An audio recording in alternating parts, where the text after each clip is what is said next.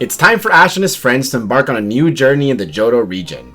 Early on in their travels, they pass by a forest that houses a swarm of Heracross feeding on some tree sap. Misty is not very happy with the sight, but Ash is stoked, grabbing his Pokeball to catch one of these blue bugs. But before he could throw his Pokeball, a forest ranger warns him that although he's free to catch a Heracross, doing so might cause an ecological imbalance. You see, Heracross are helpful at digging through a tree trunk so that the Butterfree can also feed on its sap. But the thing is, a swarm of Pinsir consistently invades this forest, causing it to start to deteriorate. They scare off the Butterfree, and although the Heracross can defend themselves, they are peaceful creatures and would often choose flight over fight. When most of the Butterfree and Heracross flew away, one Butterfree remained on a tree unable to escape. But a kind Heracross stays to defend it. It bravely takes on the Pinsir's gang's pointy horns, but knowing that it's an unwinnable fight, Ash decides to intervene and use Bulbasaur and Pikachu to ward out the Pinsir. When the Pinsir are gone, Heracross quickly flies to Bulbasaur and starts sucking the pollen off of its bulb. This annoys Bulbasaur, causing it to attack Heracross with Vine Whip. Our heroes now decide to go check on Pinsir's habitat, cause they're wondering why they started to invade Heracross' habitat in the first place. When they get to the bridge that connects the two habitats, they notice that the ropes of the bridge have been severed, likely by a human, but little do they know that Heracross is following them all along. Heracross assists their investigation by using this tree as a bridge to get to the other side. When they get there, they soon learn that Team Rocket is behind all of these events. The reason why Pinsir's been invading Heracross' territory is because Team Rocket has sucked all the sap away from Pinsir's home. Ash attempts to stop them, but Bulbasaur and Pikachu's attacks are easily countered by their machine. When all hope seems lost, Heracross steps in and fights back against the Pinsir machine. Heracross' physical prowess is clearly showcased in this sumo-style battle. Heracross is so cool that even Misty calls him a hero, not a creepy bug type. Finally, Heracross uses all its strength to toss Team Rocket's machine, causing all of them to blast off. With that, Heracross saves both its own and Pinsir's habitats, and the two bug species leave peacefully once again. When everything is back to normal, Ash and friends say goodbye to the Heracross forest, but Pikachu notices that this Heracross is still following them, clearly wanting to be caught by Ash. So Ash grants his request, and becomes the very first Pokemon he catches in the Johto region.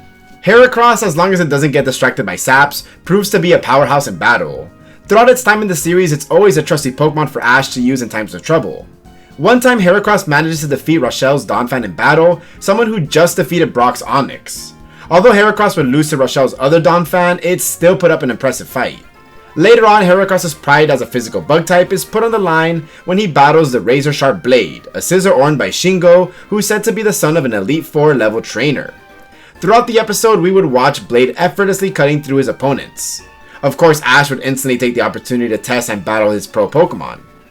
During the battle, Shingo, using his computer, calculates Heracross' reaction time to be really fast, being able to evade and anticipate Blade's attacks. Seeing this legitimate threat, Shingo takes the battle even more seriously and soon ditches the computer and battles Ash head on. He and Blade make a great team, but Ash and Heracross are just better, so our fighting Beetle wins the battle of bug types. This match further proves Heracross' prowess as a battler, so no one would think that it's going to be Ash's ace for the future of the Johto saga, right? A few episodes later, Heracross would be sent to Professor Oak in exchange for Tauros, with the excuse of having Professor Oak researching more of Heracross' behavior. It seems that the research has gone far too long, and Heracross would not see the light of battle for a very long time. All we ever saw him do throughout the series is prey on Bulbasaur when it gets sent to Professor Oak's lab to restore peace in the lab. Heracross' return to the battlefield wouldn't be until the Silver Conference 123 episodes later, where it faces off against Gary's Magmar. Good grief, no battle in so long, and when we finally get one, it's against someone who has a type advantage? But worry not, because Heracross still got the same power as before. It amazingly survives an insanely powerful Fire Blast and a point-blank Flamethrower, then proceeds to dust off the flames like it's fireproof. Heracross proceeds to retaliate with its signature Mega Horn, giving Ash his first win in the match. Heracross clearly scares Gary that it pushes him to send out his most powerful Pokemon Blastoise this early in the battle. Heracross may be fireproof, but it's not waterproof. Despite hiding behind a rock, its cover is still blown and the powerful Hydro Pump takes out the horned Pokemon. After the Silver Conference, Heracross would spend most of its days chilling in Professor Oak's lab, perhaps harassing Bulbasaur from time to time. Every time Ash and his new Pokemon would come to visit, Heracross would always welcome them with open arms. Ages later, Heracross heeds the call of its trainer for another one of his important battles. This time it's against Frontier Brain Spencer and his trusty Venusaur, and we all know what happens next.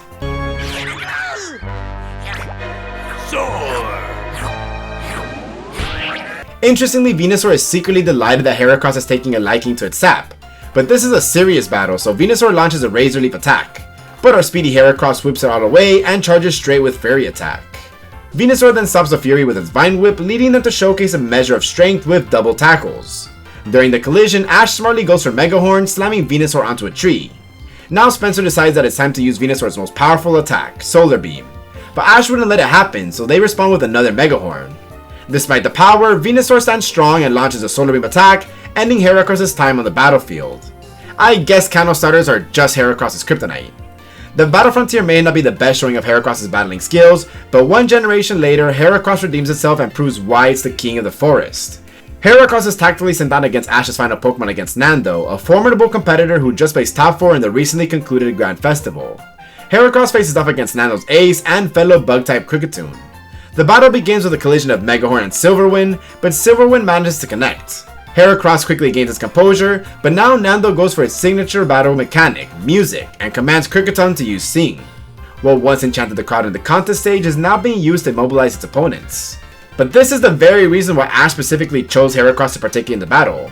It knows the move Sleep Talk, so despite being asleep, Heracross still manages to evade Kricketune's attack and hit the mark. A series of clashes between Fury Cutter and Focus Punch follow with neither Pokemon giving an inch. But if there's one thing Heracross refuses to do, is to lose a Bug-type match. As Kricketune goes for another Sing, Heracross directs its Mega Horn towards the ground and improvises its Horn attack to act like a Stone Edge, ending Kricketune and advancing Ash into the top 32.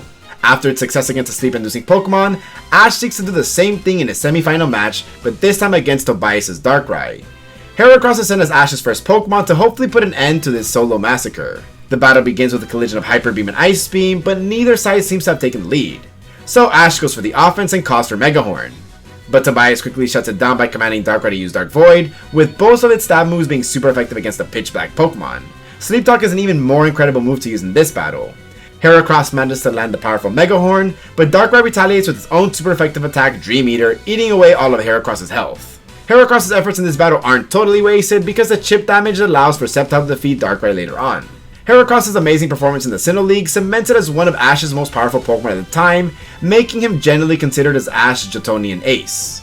We would often see Heracross in Professor Oak's lab from time to time every time Ash went home. In Pokemon Journeys, as Ash's Journeys team find their own squads to train with, Heracross and its buddies help train Lucario. Despite being deserving of a spotlight in Ash's Masters 8 battles, Heracross continues to sit this one out, giving way for Ash's Journeys team to take the shine. But this doesn't stop Heracross to cheer its heart out from the benches, as it watches its training with Lucario pay off, with the Aura Pokemon performing spectacularly against Leon and especially against Cynthia. Heracross celebrates with his friends when its trainer wins the World Monarch title. Towards the end of Pokemon Journeys, Heracross would again join Ash's team, but this time just for a little adventure. In one episode, Heracross would help free a Wailmer who's stuck in a hole, twice, after the same Wailmer evolves and gets stuck again. Heracross is definitely one of those Pokemon that left a lot to be desired. On paper, it could have easily been one of Ash's most prominent Pokemon. I mean, it's got a fun and cool battle style, it's definitely one of Johto's fan favorites, and it's got a humorous running gag that makes it really memorable. Maybe if Ash used it more in the Johto saga, it could rise to be the powerful ace that it deserves to be. Heracross will forever be loved by the Pokemon community, despite the little screen time that it actually got in the anime.